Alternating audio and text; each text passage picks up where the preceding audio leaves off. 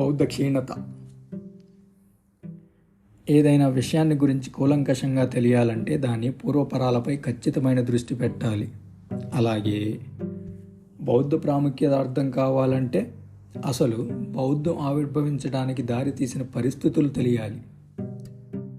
హిందూ మతమే భారతదేశంలో అనాదిగా ఉందనే వాదనతో నేను సమ్మతించను. హిందూయిజం భారతదేశంలో ఈ మధ్య కాలంలో అభివృద్ధి అయిన ఆధునిక ఆలోచన మాత్రమే. ఇండియాలో మతం 3 దశల్లో మారింది. మొదట్లో వైదిక మతంగా ఆచరించబడినది, క్రమంగా బ్రాహ్మణ మతంగాను, తరువాత హిందూయిజంగాను మారింది. బ్రాహ్మణత్వ కాలంలోనే బౌద్ధం జనించింది. బ్రాహ్మణత్వం ఇండియాలో ప్రవేశపెట్టిన అసమానత, ఆధిపత్యాలని వ్యతిరేకించి వ్యవస్థలోని విభజనలన్నీ ధిక్కరిస్తూ బౌద్ధం పుట్టింది. వైదిక మతాన్ని ఆచరించడం సులభం. యజ్ఞయాగాదులు నిర్వహించడమే ఇందులో ప్రధానమైన పూజ. వైదిక ఆర్యులు యజ్ఞాలు చేయడం ద్వారా వారి అసంఖ్యాక దేవుళ్ళని, దేవతలని తృప్తిపరిచేవారు. నాటి ఆర్యులకి గోవులే సంపద, ఆవులే ఆస్తిపాస్తులు. దేవతలకి ఆవుదూడల్ని బలి ఇచ్చేవారు. ఆ విధంగా వైదిక ధర్మం హింసను ప్రోత్సహించింది. యజ్ఞాలు నిర్వహిస్తూనే బ్రాహ్మణులు సమాజంపై పట్టు సంపాదించారు. బ్రాహ్మణులు సమాజాన్ని 4 వర్ణాలుగా విభజించారు. బ్రాహ్మణులు, క్షత్రియులు, వైశ్యులు, శూద్రులు.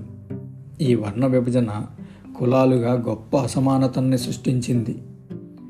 బ్రాహ్మలు బ్రహ్మమొహం నుండి, శూద్రులు అతని పాదం నుండి పుట్టారని చెప్పారు. సమాజాన్ని విభజించడమే మతం యొక్క ప్రాథమిక విధి అని ఎవరైనా నమ్ముతారా? కానీ బ్రాహ్మణిజం అదే చేసింది. మరోవైపు సమానత్వం అనే భావన బౌద్ధంలో ప్రధానమైంది. బౌద్ధం ఆలోచన స్వేచ్ఛను, వికాసం చెందే స్వతంత్రాన్ని అందరికీ ఇచ్చింది. హింసని పరిత్యజించడం బౌద్ధంలో మరొక ముఖ్యమైన బోధన.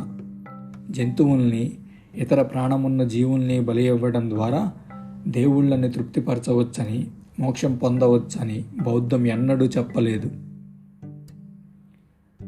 భారతదేశంలో బౌద్ధ వికాసం ఫ్రెంచ్ విప్లవంతో సరిపోల్చదగ్గంత ప్రధానమైంది. బౌద్ధం కనుక రానట్లయితే శూద్రుడు సింహాసనం ఎక్కే ఆలోచన రావటం కూడా అసంభవం. బౌద్ధావిర్భవం తర్వాతనే శూద్రులు అధికారం చేపట్టినట్లు భారతదేశ చరిత్ర వల్ల తెలుస్తుంది. అందుకే భారతదేశంలో ప్రజాతంత్ర వ్యవస్థ స్థాపనకి, సోషలిస్టు తరహా సమాజానికి బౌద్ధం మార్గం సుగమం చేసిందని నిశ్చయంగా చెప్పవచ్చు. ఇండియాలో అత్యున్నతంగా ఎగసిన బౌద్ధం అదృశ్యం అవడం అనేది ఒక సంక్లిష్ట సమస్య. క్రీస్తుకు పూర్వం 274 నాటి బౌద్ధం తదితర స్థితిగతుల్ని తెలియజేసేందుకు చాలా తక్కువ వివరాలే లభ్యమవుతున్నాయి. అశోకుడి పాలనలో బౌద్ధం విస్తృత ప్రచారం పొంది పతాక సన్నివేశాన్ని పొందిందని చెప్పవచ్చు. అంతటి ఘనమైన మతం ఇండియాలో ఎలా తుడిచిపెట్టుకుపోయిందనేదే బాధాకరమైన విషయం. క్రీస్తుకు పూర్వం 184లో మొదటి మౌర్యరాజు అతని సర్వసైన్యాధ్యక్షుడి చేతిలో హత్య కావించబడిన తర్వాత బౌద్ధం బలమైన ప్రతిఘటన ఎదుర్కొన్నట్లు తెలుస్తుంది.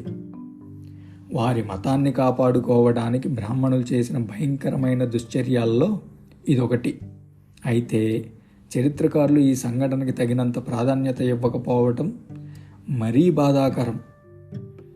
బౌద్ధ సాహిత్యం పరిశీలించిన పిమ్మట 90% బుద్ధుడి అనుచరులు అందరూ బ్రాహ్మణులే.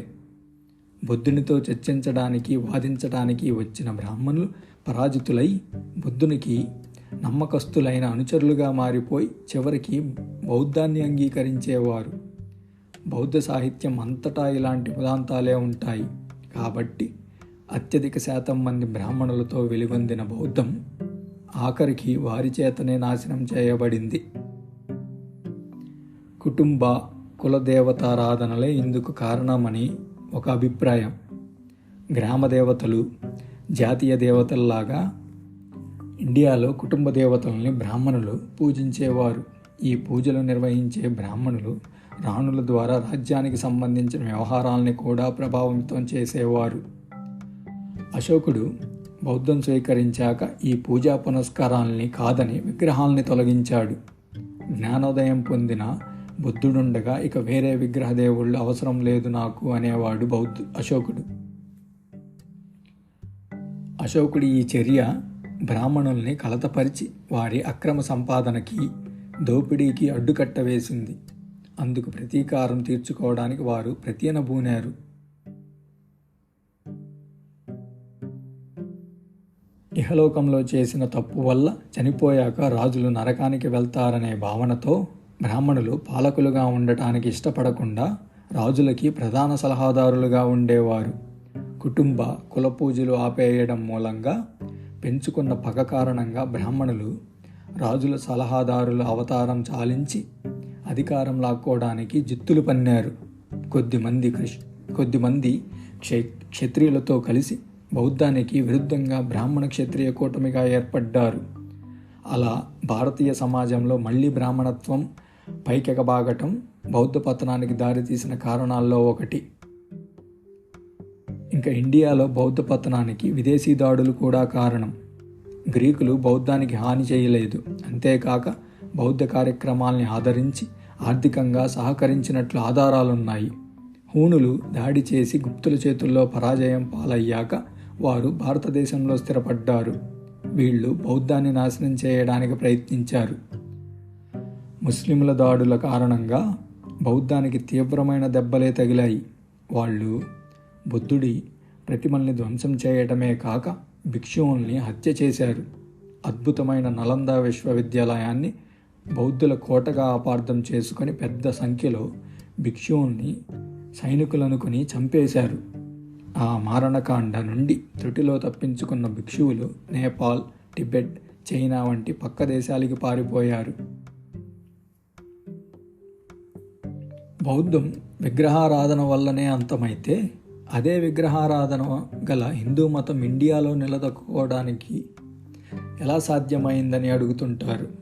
నా జవాబు ఒక్కటే, ఏ మతమైనా సరే అది ఉనికిలో ఉండాలంటే దానిని కాపాడుకునేందుకు పురోహిత వర్గం కావాలి.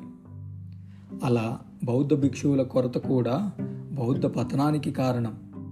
బౌద్ధ భిక్కు వర్గానికి ఏర్పాటు చేసిన బౌద్ధాన్ని పునరుద్ధరించడానికి కొద్దిమంది బౌద్ధులు చేసిన ప్రయత్నాలు ఫలించలేదు. హిందుత్వంలో ఈ బాధలు లేవు.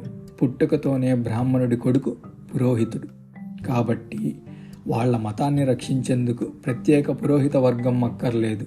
అందుకే ముస్లిం దాడుల తాకిడికి లోనై కూడా హిందూ మతం నిలదొక్కుకోగలిగింది. అంతేగాక ఒక మతంగా బౌద్ధాన్ని ఆచరించడం హిందూ మతమంతా సులువు కాదు. పైగా భారతదేశంలో నాటి రాజకీయ వాతావరణం కూడా బౌద్ధ వికాసానికి అడ్డంకి.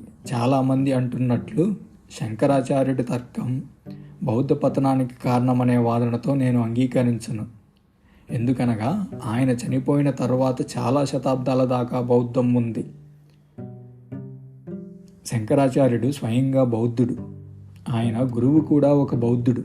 బౌద్ధంలోని వివిధ మంచి విషయాల్ని గ్రహించి వాటిని జీర్ణించుకోవడం ద్వారా అభివృద్ధి చెందిన శైవ వైష్ణవ మత శాఖల వల్ల కూడా భారతదేశంలో బౌద్ధ పతనమైంది.